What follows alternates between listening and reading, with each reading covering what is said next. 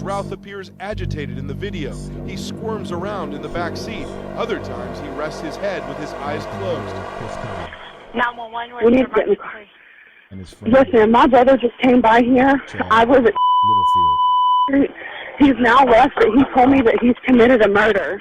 I'm terrified for my life. Okay, hold on. Because I don't know if he's going to come back here. Okay. What's his name and what does he leave in? His name is Eddie Routh. Come on, James. Get your shoes on. Let's go. How do you spell his last name? R-O-U-T-H.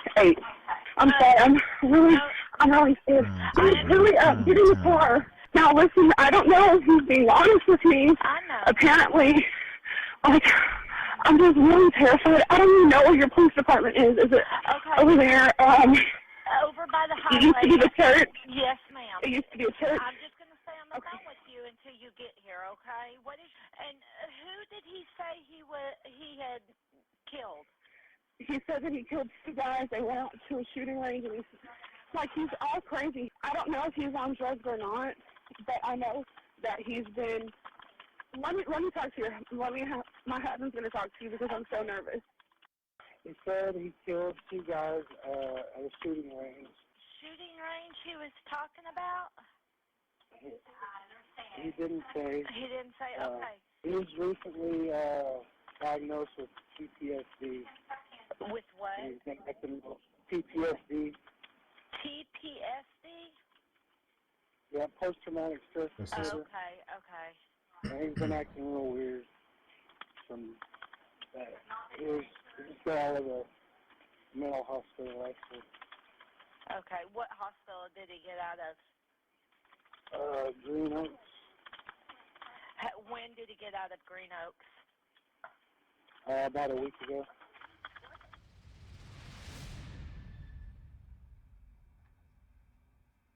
This is Eddie Ray Routh.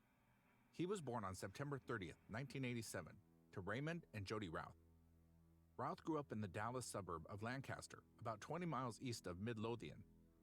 From when he was 13 years old, Routh expressed his interest in joining the military.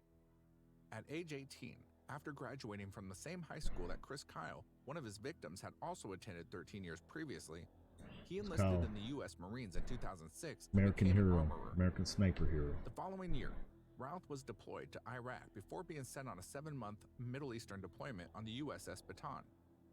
Routh then served in Haiti for 4 months following the earthquake in January 2010. It is believed that it was in Haiti that Routh's mental health began to deteriorate. At one point, Routh told his father he had been fishing hundreds of bodies, men, women, children, out of the ocean, piling them up and throwing them into mass graves. After serving for 7 years, Routh was honorably discharged from the Marine Corps in July 2011. In the same month, Routh was diagnosed with post-traumatic stress disorder after being admitted to the Dallas Veterans Administration Hospital. PTSD. It was clear since his return that Routh struggled with normality, and his mental health issues hampered his chances of holding down a job. He was prescribed a large range of powerful medication, including antipsychotics and antidepressants, and was also self-medicating with marijuana and alcohol, contributing to his experiences of a serious depressive illness. However, after Routh experienced several delusional episodes, resulting in him being in and out of the hospital and then drugged and discharged, Routh seemed to improve and moved in with his girlfriend, Jennifer Weed. This later proved to be a risky move because Routh later took Jennifer and her roommate hostage with a knife in their apartment until police responded to the incident. As a result, Routh was admitted to the Veterans Hospital again. Clinicians believed Routh's psychotic symptoms were caused by alcohol abuse and offered inpatient treatment, but he declined and stopped taking his medication altogether.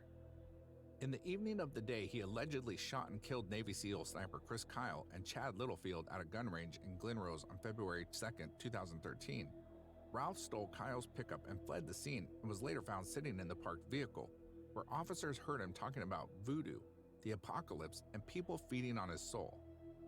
Audio from the arrest showed Routh saying that everything was happening so fast and that "I don't know if I'm going insane." He went on to ask an officer, "If it's voodoo that's upon us, and I can feel everybody feeding on my soul." Routh then sped off and started a police chase, but the pickup he was driving broke down on the freeway, after which he was forced to surrender. Before the interrogation begins, Routh seems far too relaxed and seems oblivious to the gravity of his situation. At this point, he is already a suspect in the double homicide, which explains why he's still in handcuffs.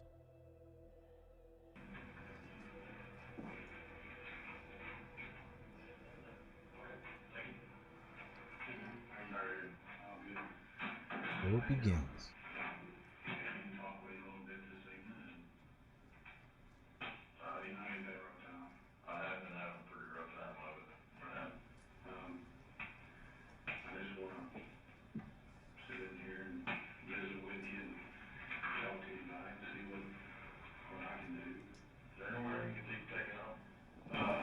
I have to talk to these guys about doing that. Still trying to find out a lot of stuff, but me too. I mean, What he's trying to do is get his baseline, see if he wants to talk to him, soften him up a little bit, After seeking if the handcuffs can be taken off, Texas Ranger Danny Briley politely rejects his request. He then goes on a tangent about him trying to find more about the world he's been living in. This is point-blank bizarre and questionable behavior. I never knew that I was in this deep when I was looking at the computer screens when I was in Iraq. I never thought I was. Sure. I mean, you can look at, yeah, when you're looking at the screen, it doesn't make sense to you at the time, but then you really realize what's happening, Yeah. Like, this is astonishing, Exactly. What? Right. Well, since they have you in this building, and we'll talk about the government, the government wants me to read constitutional rights because you have all the protections and all, so I'm gonna read those to you, and then we can talk. Well, the Constitution cares. Yeah, let me just read that, and we'll go from there. And, you have the right to remain silent and not make any statement at all, and any statement you make may be used against you at your trial. Any statement you make may be used as evidence against you in court. You have the right to have a lawyer present to advise you prior to and during any question. If you are unable to employ a lawyer, you have the right to have a lawyer appointed to advise you prior to and during any question. You have the right to terminate the interview at any time. You understand all the rights. I go around and talk to people a lot, and I never knew counseling was more, counseling between men and women needed to be more heavy in the world than it did, but when you're surrounded on all fronts where you begin, you can't just start in one place, Right. You understand what's right? The detective has just read him his Miranda rights, and immediately after, Routh begins talking about his beliefs about counsel. Oh, yeah. However, the detective is taking none of it and immediately brings him back to the main issue of Kyle and Littlefield. Bring him back. Well, I've been living with somebody with their hand on my ass my whole life. Yeah. I'm not okay with that. That is not right. Somebody doing that to you. It's so sad how it had to happen and stuff, and how it did happen.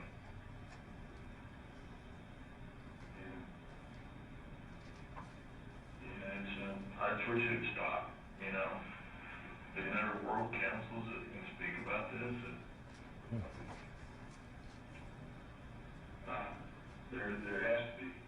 There has to be to keep people accountable. Yeah. Right. Evidently, You're right. For stuff like this that people that you can't walk on the ground with because they never walked on the same ground with you, you know what I mean? Right. Well, I want you to know, I work for the Texas Rangers, and what we do is we investigate major crimes, homicides. We have all the resources that we utilize to look into those kinds of cases. You understand what I'm saying? Right.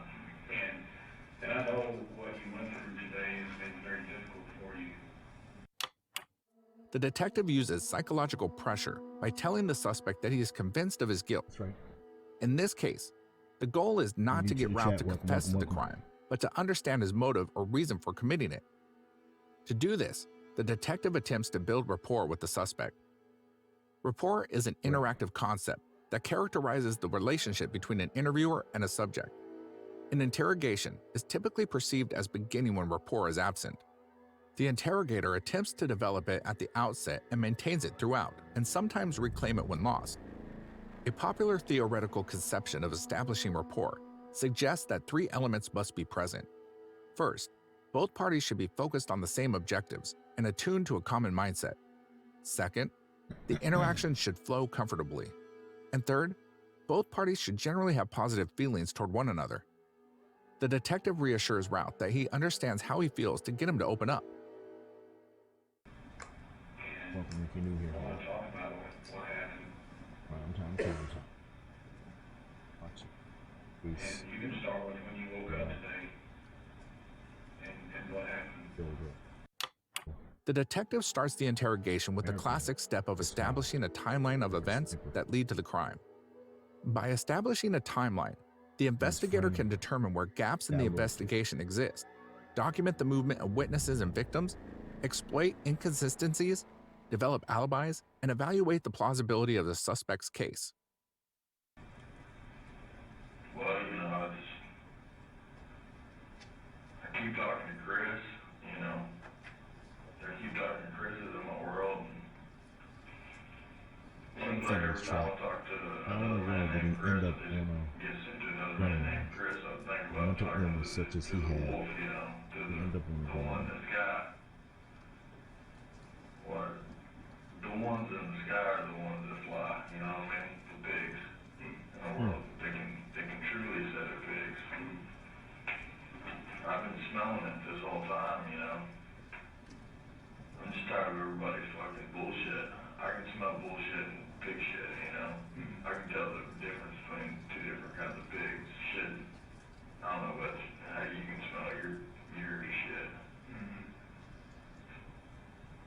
Well, I'm not trying to say nobody's shit stinking, but shit's stinking, you know what I mean? From a different lens, most of Routh's answers mirror the nonsensical ramblings of someone who has psychosis and other mental illnesses.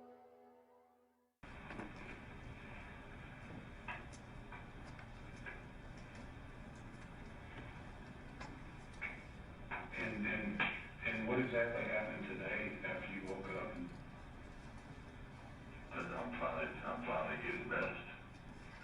Peace in my mind, Yeah. Peace of my mind back that I won't ever get back.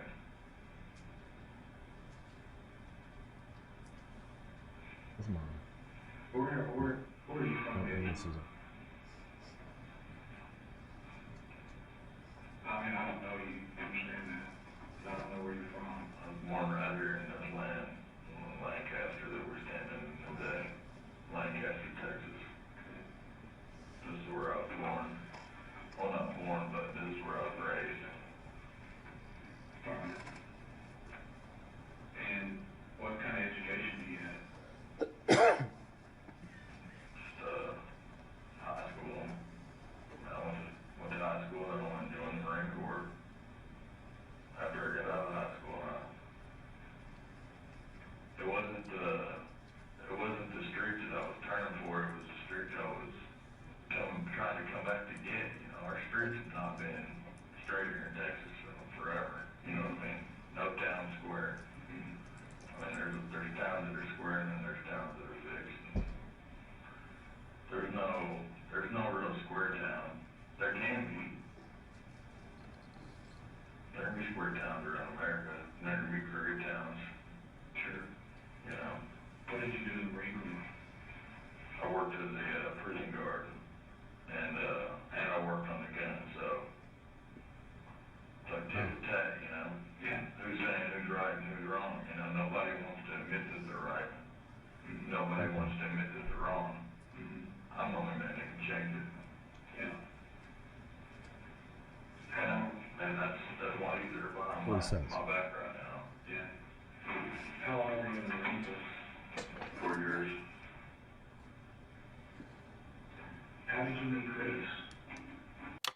Chris Kyle was the deadliest sniper in the history of the U.S. Army.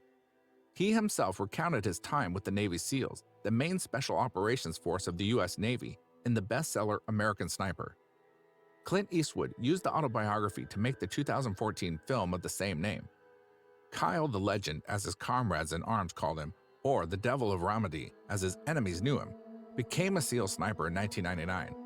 In the 4 tours of Iraq during the war, he allegedly registered 255 kills, although the Pentagon only recognized 160. Even so, the Pentagon figure makes him the deadliest sniper in the history of the U.S. Army. In 2009, Kyle was honorably discharged from the Army, returned to Texas, and started a security company. He also counseled other veterans with problems.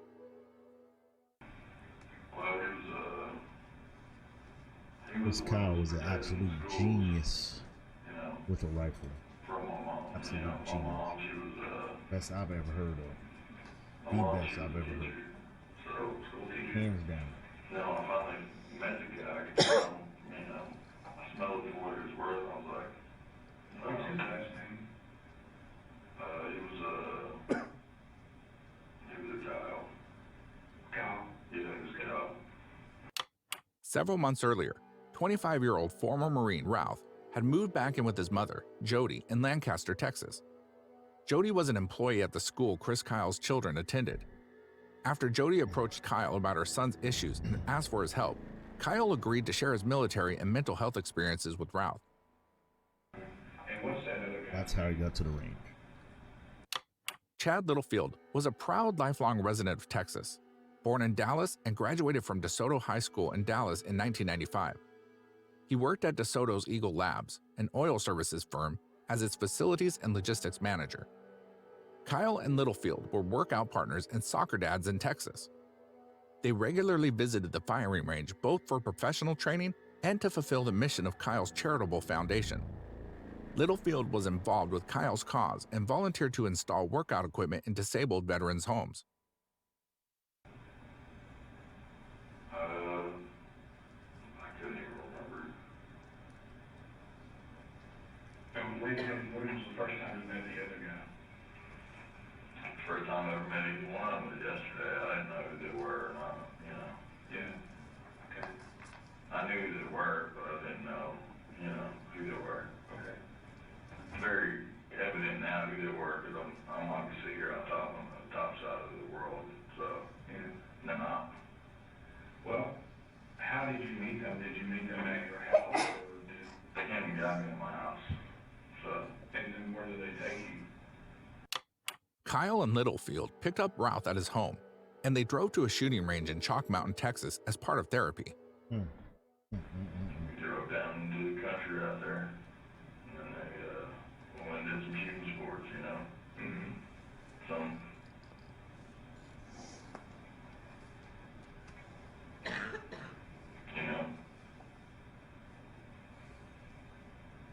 What kind of shooting sports? Well, I imagine they're headhunters,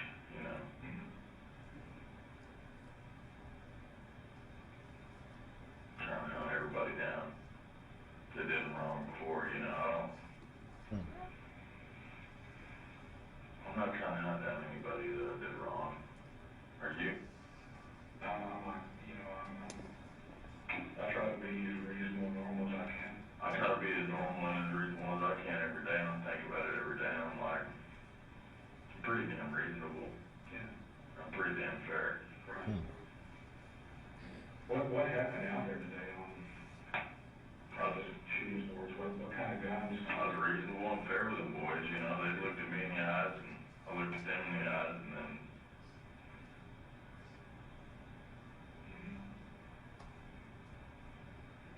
And what happened to them today from your perspective?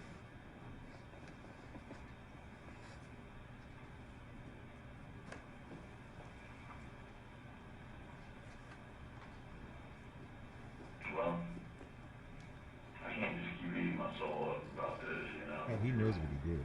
He knows exactly what he people did. eat your soul up for free, It's not what it's about. It's about having the soul that you have in you for yourself. That was exactly There are tons of people that are eating exactly soul what he right did. now. I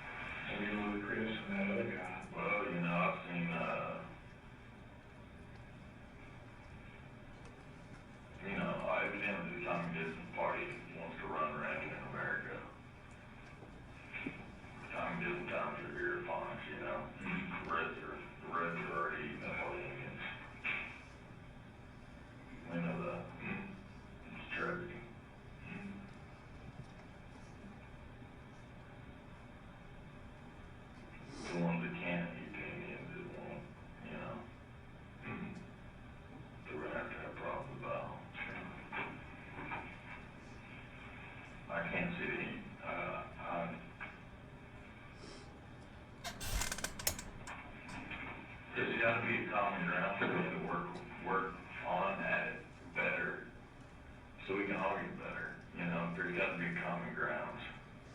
The warlords aren't very happy with me. I know that. Everybody knows that in town. I can start making things right, I mean, obviously. You saw your sister today, and you told her something bad happened, right? What did you tell her? I told her I had to kill men today. After leaving the shooting range in Kyle's black pickup truck, Routh went to his sister's apartment around 5:45 p.m. Routh then told his brother-in-law and sister Laura that he and 2 other people were out shooting target practice and he couldn't trust them, so he killed them before they could kill him. Routh told him that he traded his soul for a new truck. Laura Blevins told police her brother seemed out of his mind, saying people were sucking his soul and that he could smell the pigs. He said he was going to get their souls before they took his. When she asked Routh who he had killed, he said Chris Kyle and Kyle's friend. It wasn't a want to or a need, it was a need. I had to get out of that situation I was in today. I mean, if not, I was going to be the next one that was going to be up there getting my head shot completely off, you know.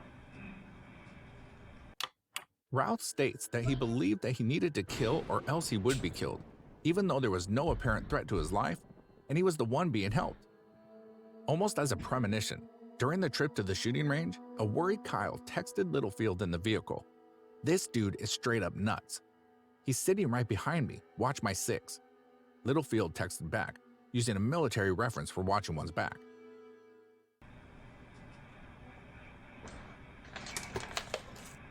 And how many did you have to kill today? 2. Routh confesses to killing both Chris Kyle and Chad Littlefield. This is a huge break for the interrogators. I'd much rather put in work, you know, against it, but what did you kill him with? It was a pistol. What caliber? It was a 9. It was a 9? Was this a semi-automatic or revolver? It was just a semi-automatic. What brand gun? It was a SIG. It was a SIG sour, you know. What did you do with that gun? Well, still on that truck, that's why I couldn't, you know, when I pulled back into town, people feel like I could talk to Jesse or anybody like that. Nobody wanted to talk to me about what was right to do. Everybody wants me to do the right thing, but nobody wants me to pay for it, right? I know what's right. Everybody wants me to live for free out on these farms that are high fence and stuff, and just shoot for a living. Well, I mean,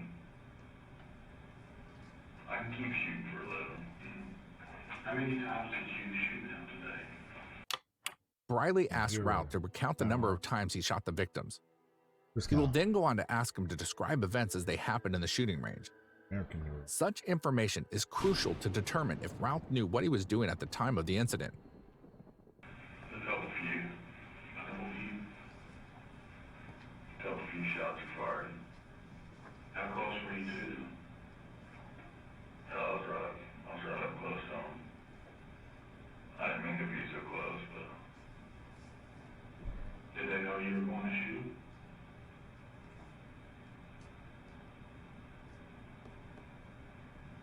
They didn't know? Why do you think that? Because their training wasn't as good.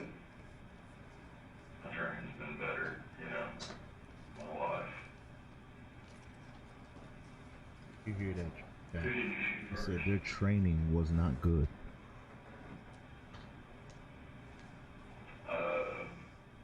The ones that I could identify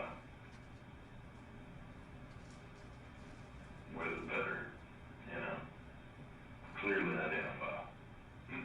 The one that I could clearly identify that was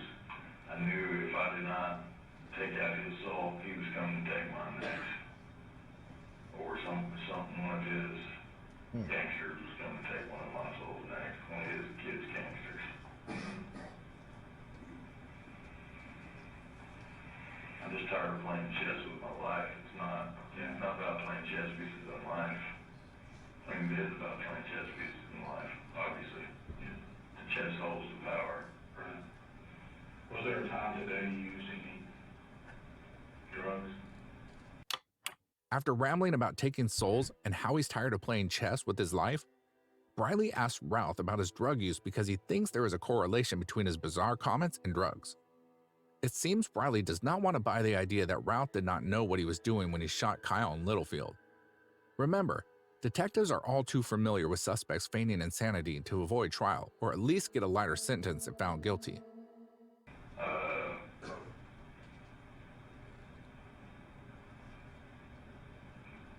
Yeah, I did use some tobacco today. And some really kind drugs.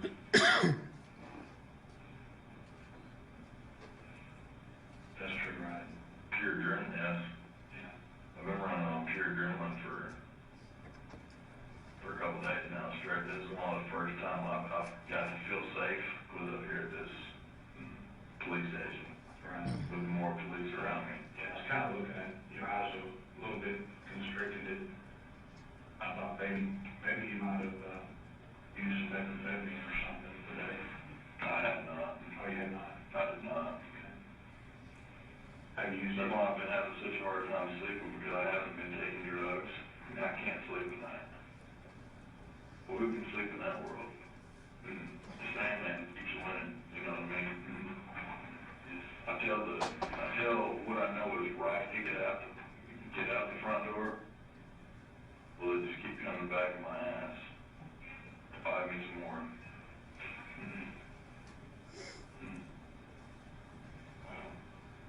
You gotta tell them, you know. Yeah. Let me ask you, have you ever used methamphetamine before?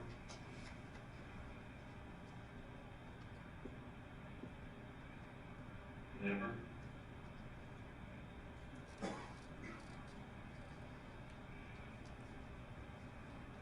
Drugs are what's bringing us into these war anyways. I know it is. It's about what drugs can get done the fastest by the quickest drug lords will. It's not about that, it's about getting everybody healthy together, you know. You can eat souls when you're down here, you know, the ones that you're given. But you can never make any more after the true souls are gone, you know. Once all the true souls are gone, you're fucked. About what time did this happen? Maybe out there in gun range? I don't know, maybe around 2 o'clock or so. And after you killed them, what did you do next? I fled. I didn't know what else to do. My adrenaline was so high, I didn't know what was right, I didn't know what was wrong. I mean, I know what was right now that I left, you know. Routh states that he fled the scene after he killed his victims. This may lead the judge to deny him the insanity defense and the jury to believe he knew right from wrong. Correct, he fled. He knew. He knew what he was doing. He fled.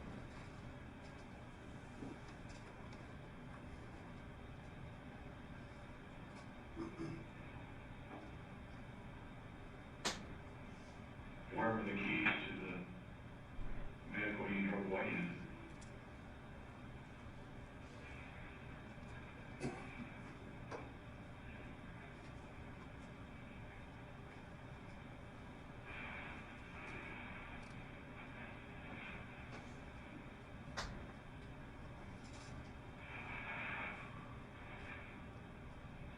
You remember?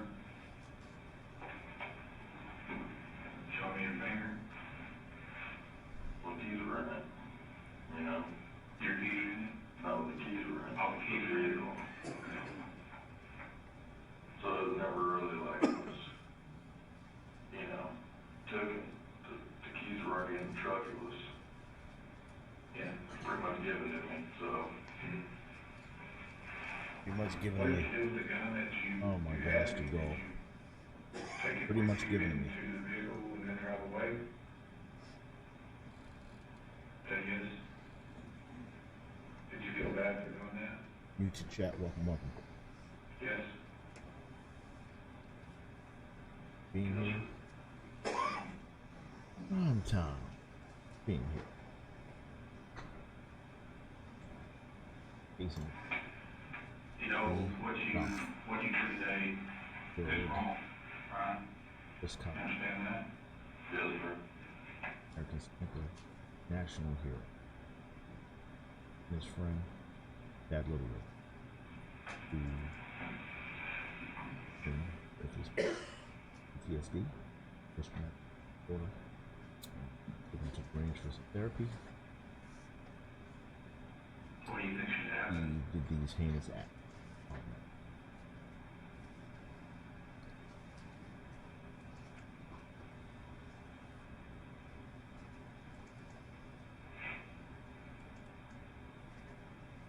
Nothing can keep covering it up forever. That's the reason you fled, Routh, because you knew it was wrong. In the next few minutes, Briley brings up the idea that Routh knew what he was doing during and after killing Kyle in Littlefield. Well, I knew that there was certain I think that's correct, and he knew exactly what he was doing. some of that certain shit was killing him. You knew that was wrong. Right? Right. And you knew driving away, taking that truck was wrong. And where did you drive to after that? Wolf felt so right, should have just stayed. Are you asking me, should you have stayed? Yes. Shouldn't have done it in the first place.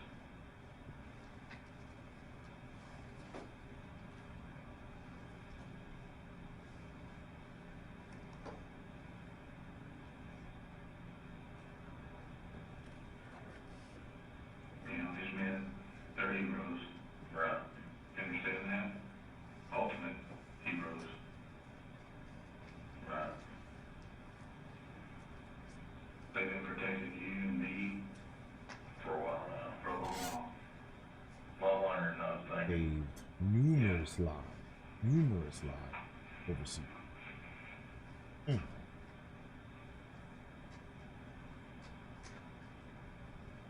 I guess I need to be doing more thinking in this town than hurting people. Right.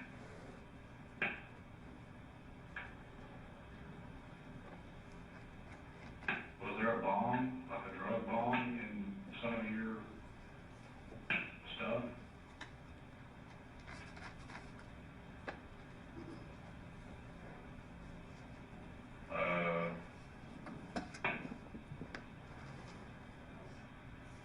Tobacco.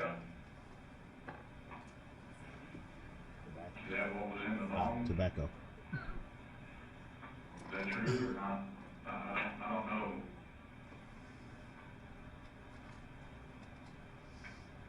You know, you have to be truthful with me. If it wasn't, just be truthful. What was in that bomb? Briley believes Routh is not insane and that his actions were triggered by drug use and not a mental illness. I think the detective, Texas Ranger, is tracking correctly. Absolutely tracking correctly. Probably some pot in there too, you know. A little bit of pot. And what else? You know, shit you can't trust anything in Texas with weed in it because it's usually laced up, laced up so fucking tight with different drugs.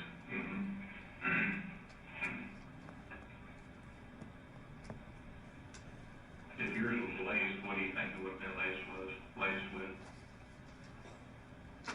Probably some of that wet or, I don't know, couldn't have been anything. Wet is What do you mean PCP. by that? Could have been Wet is PCP. Could have been any kind of particular drug that was put in the weed, you know. Where did you get it? I haven't bought any in a while. Have you used it today? You have? Yeah.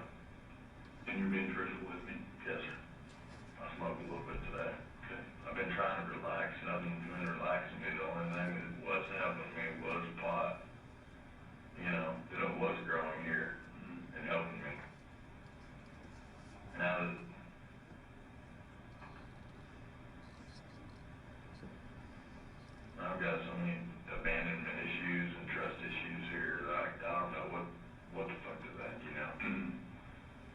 having these problems in my town since I was growing up, you know, since a boy. I'm trying to fix this shit that's wrong in our country right now. Trying to fix. Okay. He's trying to fix. What is it? He also seems deluded in chat, but we'll see. When you're with them, what did they tell you?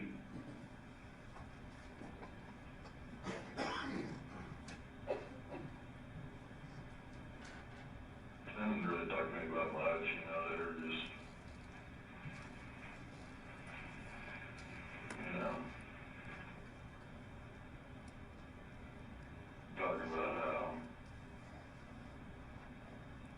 a common man, you know.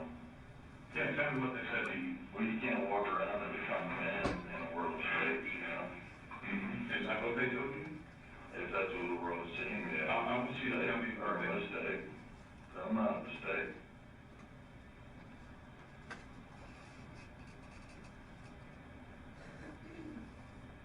I'm tired of missing out on my life because of this shit.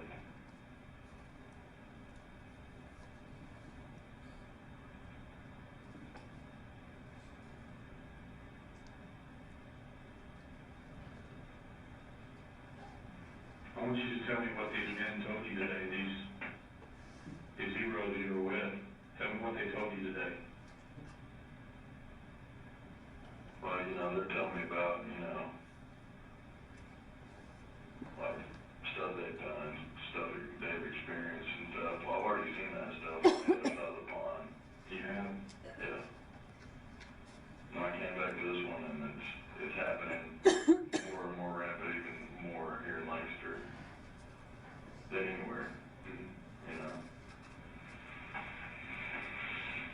And how are they helping you today? Who's that? Which man? The men that you killed. How are they helping you today? When they were talking to you? Talking to me pretty shitty about it, you know.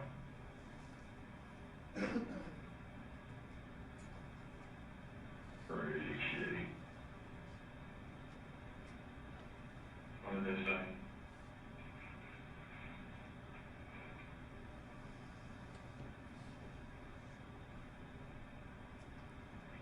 And neither side was being nice about it, you know.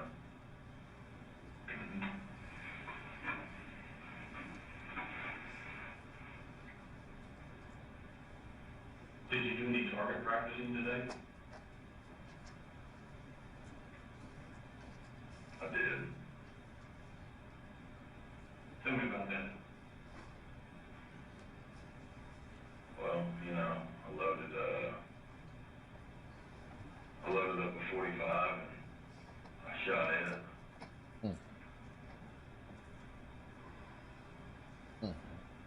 You know. What kind of distance? Wasn't a distance or anything, but it was out there a little ways, you know. It wasn't far. But still hit my mark when I was needing to hit my mark true, you know. Absolutely. What else did you shoot today?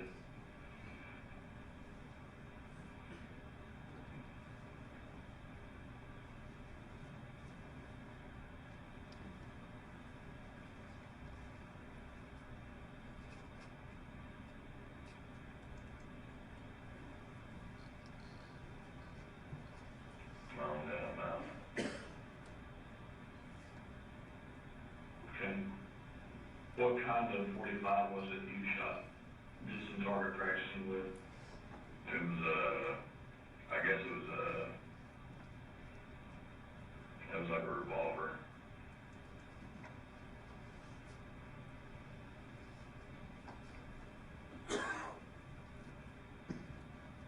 Was that gun used to shoot anyone today?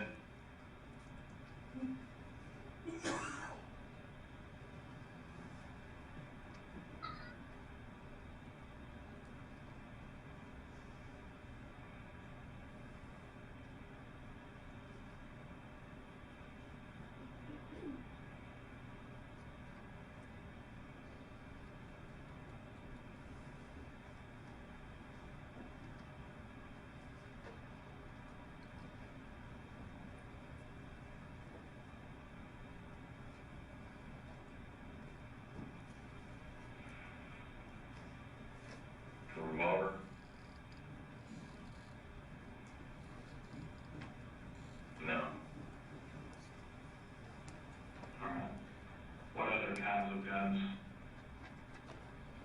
did you target practice with today?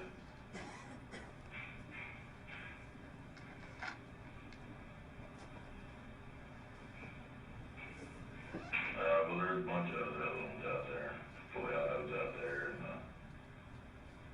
I never shot any of the targets though. You know.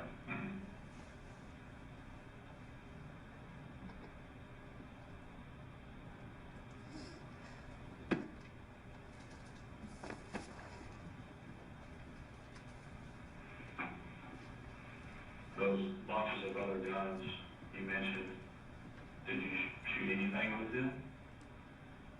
No. I left them for what they were.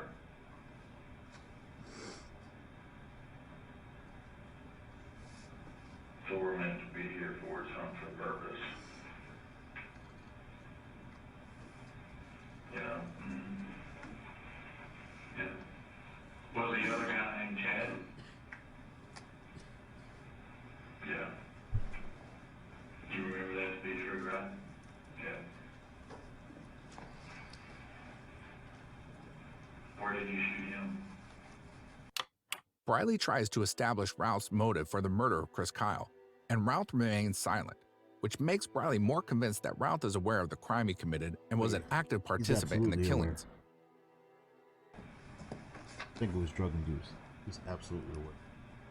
Absolutely. Absolutely.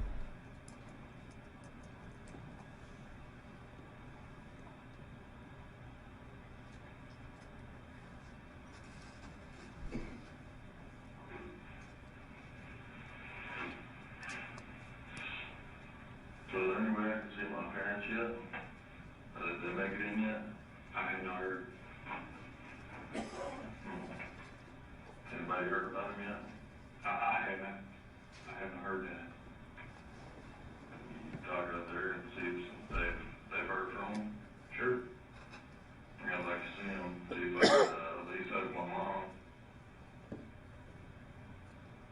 One last time, you know? Pressing his phone. Absolutely. One last time. One last time, he said. You want to do that because you know what you did wrong today? You shot Chad and Chris, right? Yep. Again, Briley is putting more pressure on Routh to get him to acknowledge that he knew right from wrong when he was shooting his victims.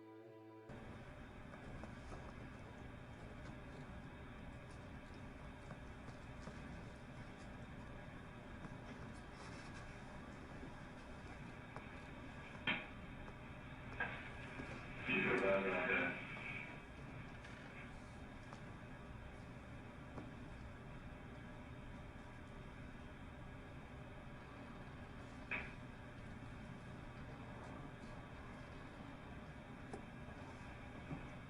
What's your dad's birthday? 9/30/87. I gotta get these cuffs off the back of my neck. Before I keep strangling my folks on that stuff. The wall ain't that thick in here. Or heavy. Yeah.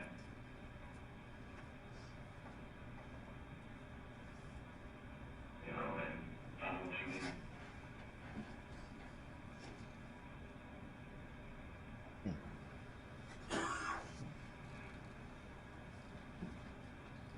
Is there anything you'd like to say to the families?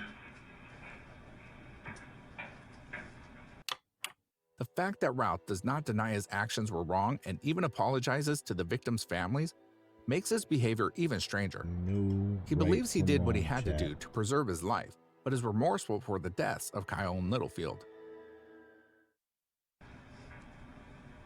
Yeah, I'm just sorry for what I've done.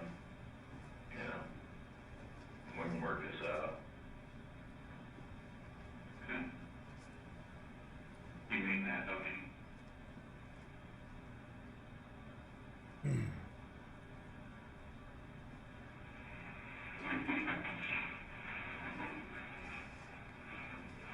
I'll be back.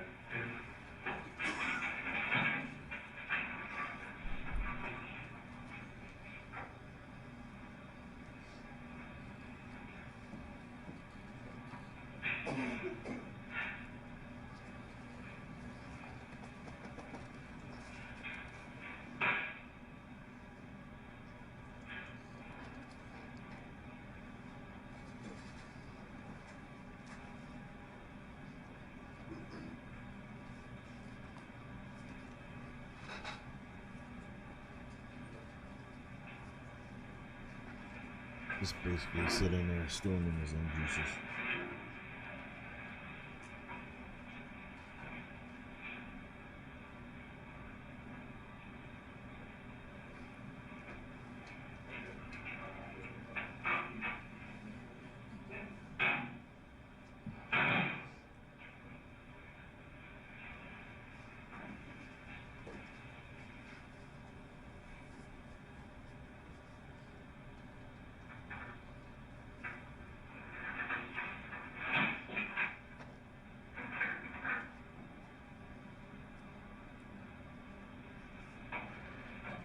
How are you doing today?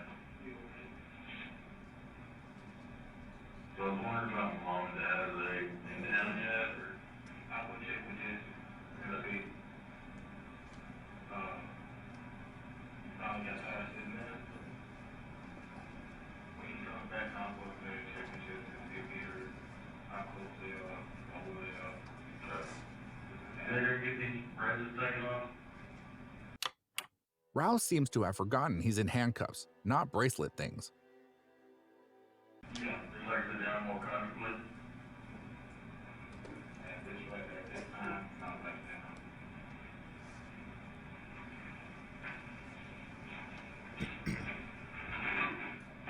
I know it's getting uncomfortable.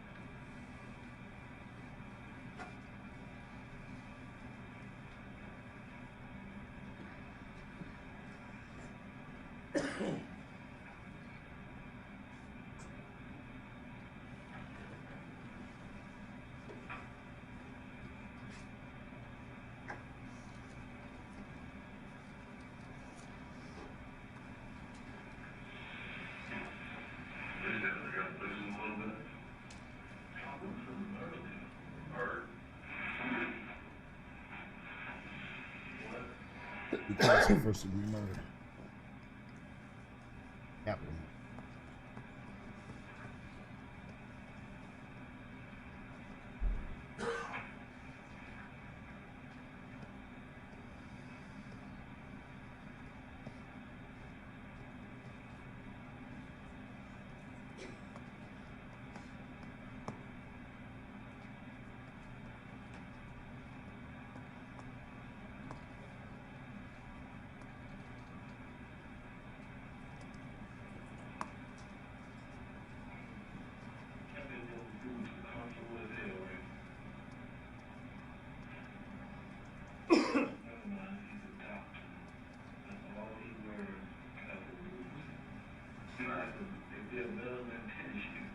Sometimes they do.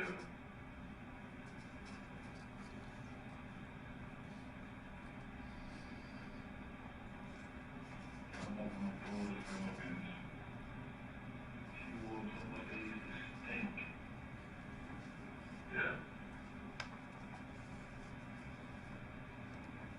Sometimes she got Routh.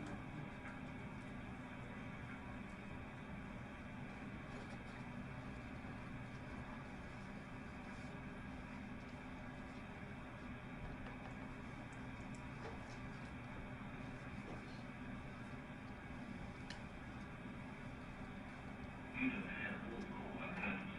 Yeah, but they boots on for a minute. Yes, they look like. Yeah.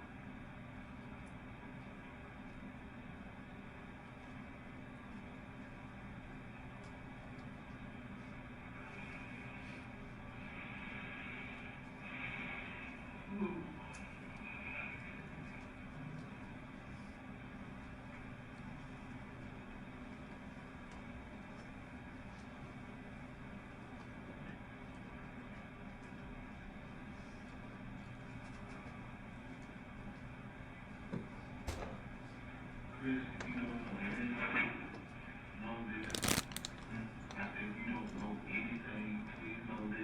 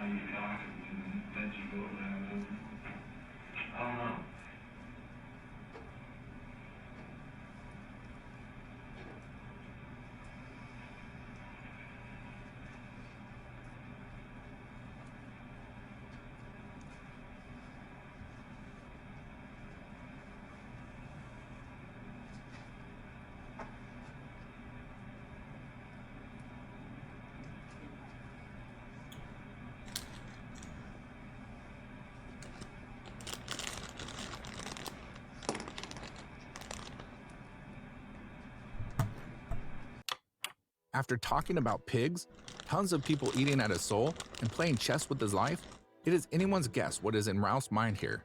Mm-hmm.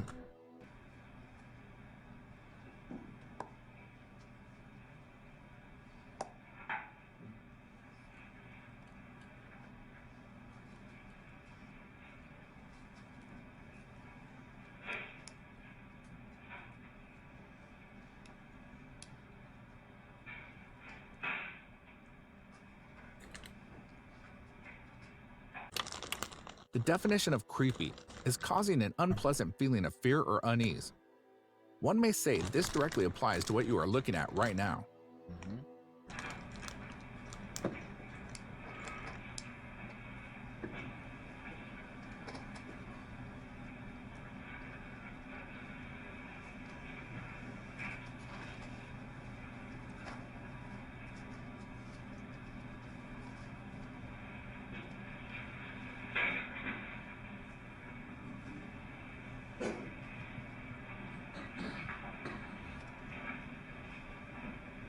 That was when he made his ass sit down.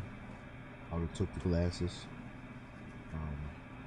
He would have been shackled to whatever chair or stool was there. And shouldn't be walking around that cell like that. The holding cell like that. I don't know what that is or what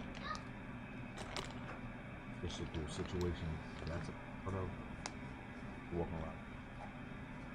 Again, security.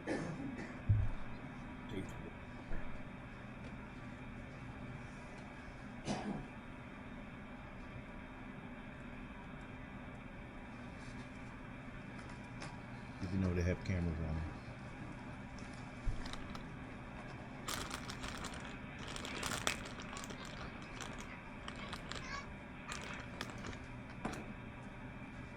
You guys should be sitting down, being still.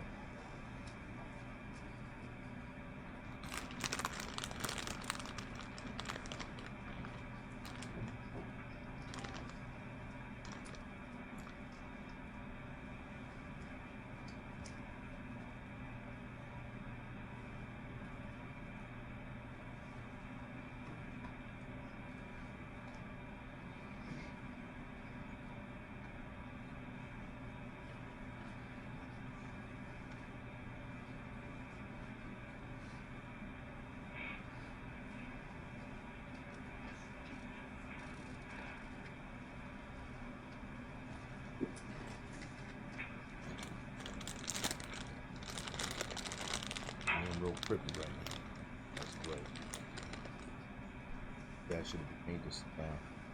That's something. Tackle him.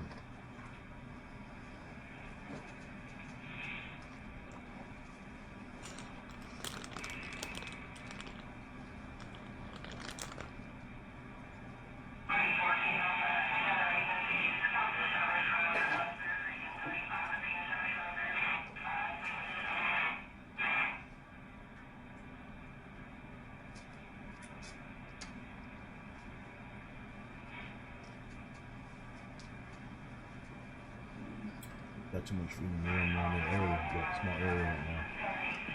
His ass should be in the chair. Backward and cuffed.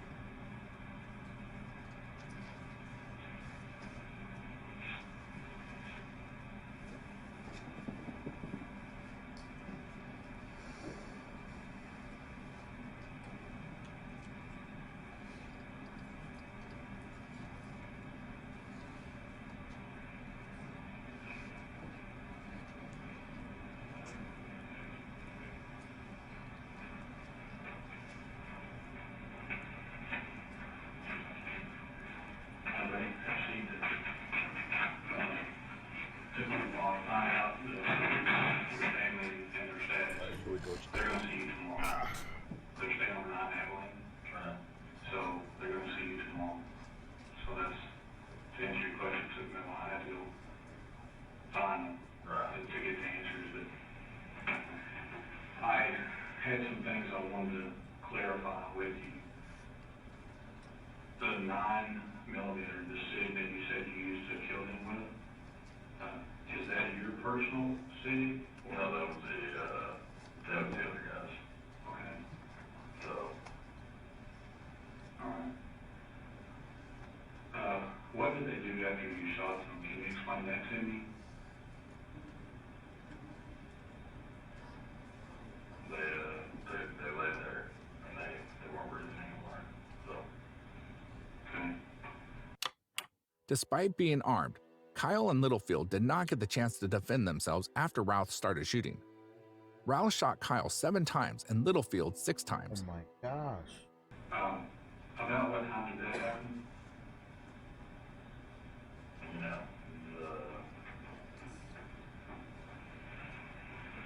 3 o'clock or so. Okay. And then you left and you drove to your sister's house? And you talked to your sister and you told her what you did. Was there some other guns in that same vehicle you were in? Did you ask your sister if she wanted to see those guns? Do you remember that? Yeah, I did. Why did you want to show her?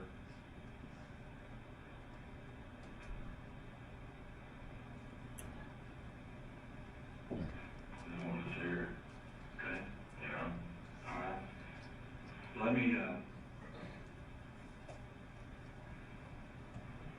Let me ask you this. You have stated to me that you would like to say you're sorry for what you've done, like to the families. What would you say to them if you had the opportunity to talk to them right now? I tell them I'm so sorry for what I've done, and if I could have done it differently, I'd have done it so much differently.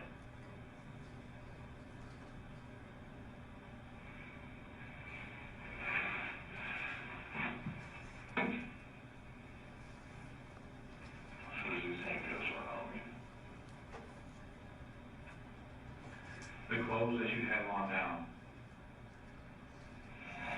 where did you get those? from my home,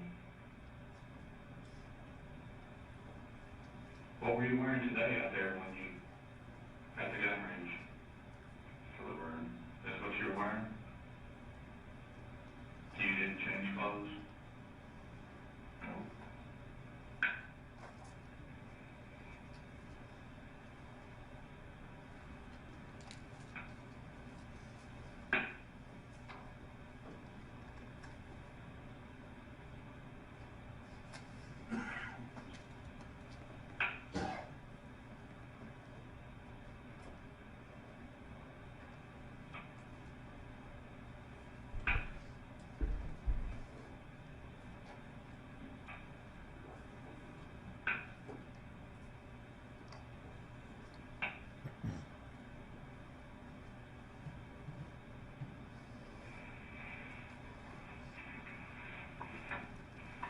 Can you think of anything else you would say?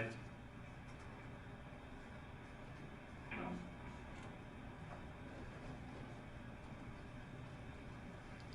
Can you think of what that marijuana was laced with? What is wet? What was it wet with? Briley tries to determine whether the marijuana that Routh had smoked that day was laced with any other drugs that led him to take such drastic action.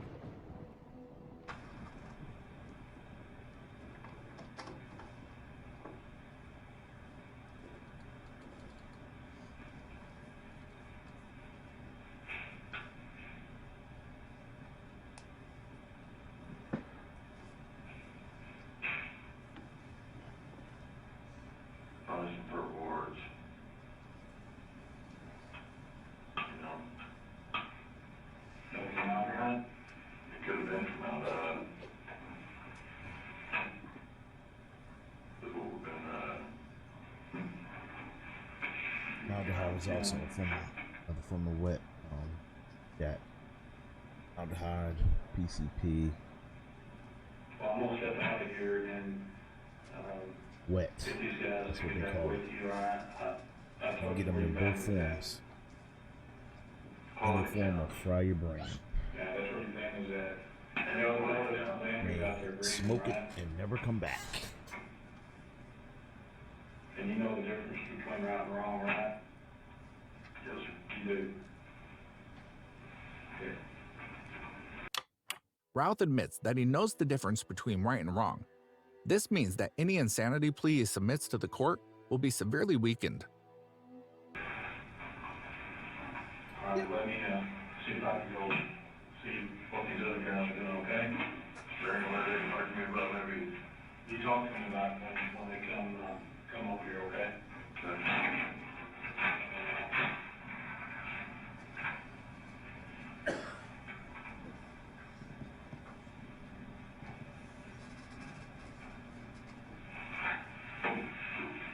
It goes up again. His ass should have been shackled to the damn floor.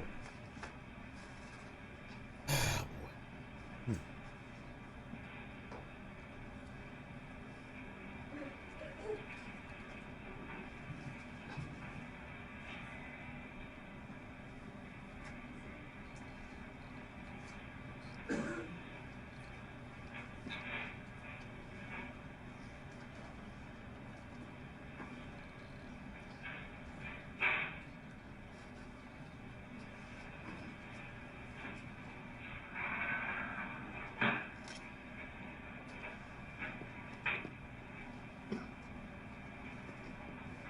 Do you have a cell phone or anything like that yourself?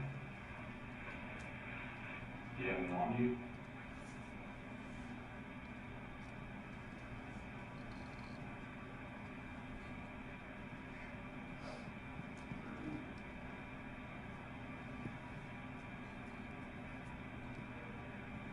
Do you know your phone number?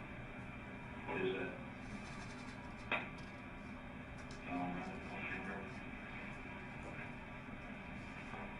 Can't remember off the top of my head.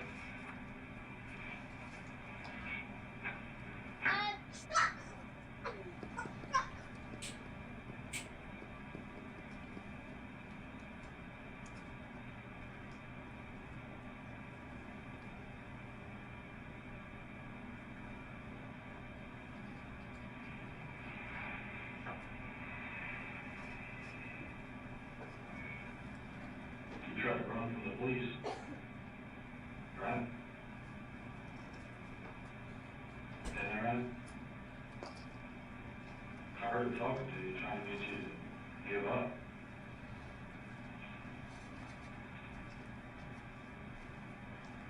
What I heard them saying is, just come get out, surrender, right?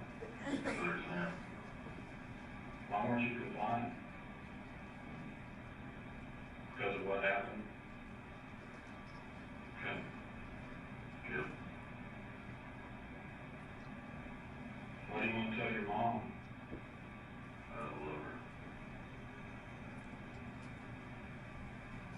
What do you tell your sister? I love her too.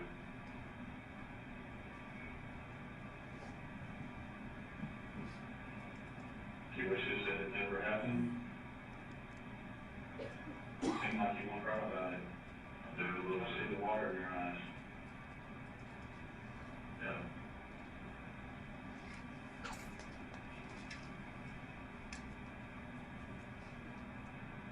If you could take it back, you would.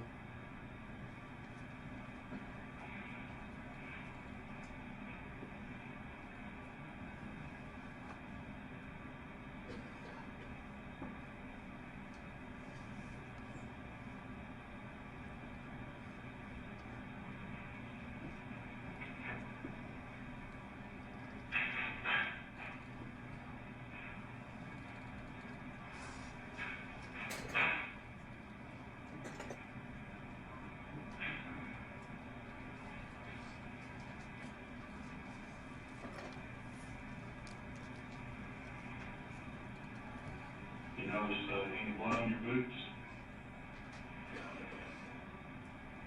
A little bit. Later in his trial, his defense called family members, friends, and a psychiatrist who testified that Routh had serious mental issues before the murders in February 2013. Psychiatrist Dr. Mitchell Dunn, who had interviewed Routh in the spring of 2014, testified that Routh told him that 1 month before the shooting, Routh believed his co-workers were cannibals and wanted to eat him.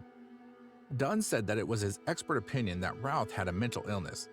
However, forensic psychologist Randall Price, who was called by the prosecution as a rebuttal witness, testified that Routh knew that what he was doing was wrong. Price said that Routh had paranoid personality disorder, which is not a mental disorder, and that Routh's psychotic symptoms were largely due to heavy marijuana and alcohol abuse. But in cross-examination, Price conceded that Routh did not sound normal in part of the confession as seen in the footage. "I killed them because they weren't talking to me." This is the only explanation that Eddie Ray Routh has given so far about why he murdered Chris Kyle and Chad Littlefield on February 2, 2013.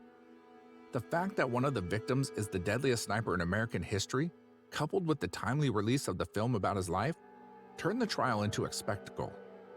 On February 24, 2015, after only 2.5 hours of deliberation, the jury found Eddie Ray Routh guilty of the murders of Chris Kyle and Chad Littlefield. He was sentenced to life in prison with no possibility of parole and is currently an inmate at the Texas Department of Criminal Justice Prison. Well deserved. Well deserved.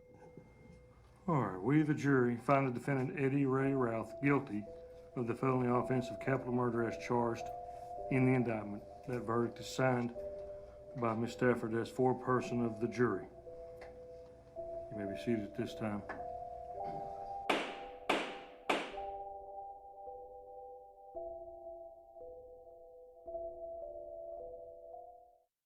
Pruitt allegedly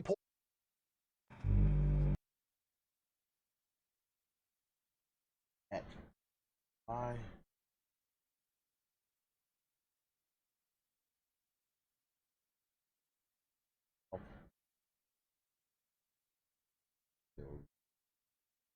Rose.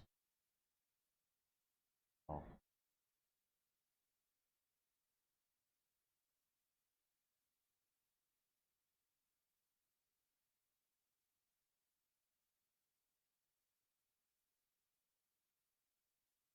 That's it. Alright, stop by. Be with me. Again.